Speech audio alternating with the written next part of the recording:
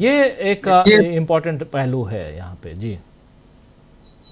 फिलहाल तो AP centre Nagpur है और वो भारत का 0 माइल भी है। जी। हम लोग भी वहाँ गए थे। जी। तो अभी वो 0 माइल रहेगा भारत की राजनीति का। अभी नागपुर से बहुत कुछ आना है। और अभी अमरेंद्र जी और साथियों ने बताया कि प्रधानमंत्री दीक्षा भूमि भी गए थे। जरा दीक्षा भूमि की एक क्रोनोलॉजी हम लोग समझ लें। जांच का विषय है लेकिन क्रोनोलॉजी है। क्रोनोलॉजी ये है कि 20 मार्च को, तारीख याद कीजिए राजीव जी, 20 मार्च को डॉक्टर अंबेडकर के महार सत्याग्रह की बरसी थी और 20 मार्च को एक कॉल दिया गया था नागपुर में। वहां पे एक रैली होनी थी, एक कोई प्रोग्राम होना था जिसमें बहुत सारे लोग आने थे। उसको प्रशासन ने उसकी परमिशन भी दे दी थी। उसका सीधा ताल्लुक बोधगया से था। बोधगया में जो प्रदर्शन चल रहा है और पूरा जो दलित एजेंडा है, न बौद्धों का एजेंडा, वो सामने आ रहा था। 17 तारीख को नागपुर में हिंसा हो जाती है। किसको लेके हिंसा होती है? औरंगजेब को लेके हिंसा होती है। औरंगजेब का नागपुर से क्या ताल्लुक है? कोई ताल्लुक नहीं है। औरंगजेब का ताल्लुक है जिसको हम औरंगाबाद के नाम से जानते थे, जो अब संभाजी नगर है। 450 किलोमीटर का फासला है। तो ये जांच का विषय है। उसके बाद क्या हुआ? 17 को जब हिंसा हुई तो 20 तारीख को प्रोग्राम वो नहीं हुआ। अब 6 अप्रैल को एक और प्रोग्राम हो रहा है नागपुर में, जो सम्राट अशोक की जयंती वहां मनाई जाएगी और फिर वही लोग जमा हो रहे हैं।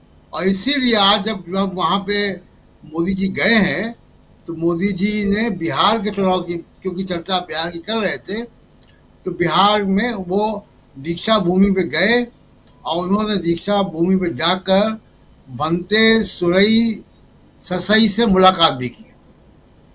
अब माना जा रहा है कि जो बोध गया में आंदोलन चल रहा है उसमें कुछ मोदी जी मदद करेंगे और वहाँ पे वापस बौद्ध धर्म के भिक्षुओं का जो है वो कंट्रोल होगा मंदिर में। तो नागपुर अभी सुर्खियों में रहने वाला है और ये बड़ा अजीब संयोग है कि 20 तारीख को प्रोग्राम होना है दलितों का, बौद्धों का, और उसी में दीक्षा भूमि में, और 17 तारीख को नागपुर में हिंसा हो जाती है। ये बड़ा अजीब संयोग है। इसकी जांच होनी चाहिए कि ये क्या, इसमें कोई आपस में संबंध है क्या इन सब दो तारीखों का?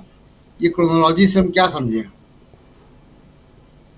दूसरी बात की, देखिए, जो बिहार या राष्ट्रीय पॉलिटिक्स में जो भी होगा उसका, उसमें बोध गया का भी नागपुर से बहुत संबंध है।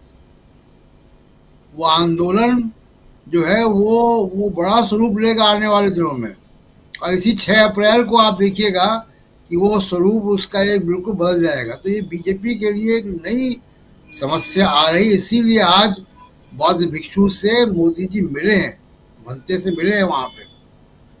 तो और वाकई में क्या हुआ है क्या नहीं हुआ है वो अभी हम लोगों को कुछ दिन बाद मालूम पड़ेगा।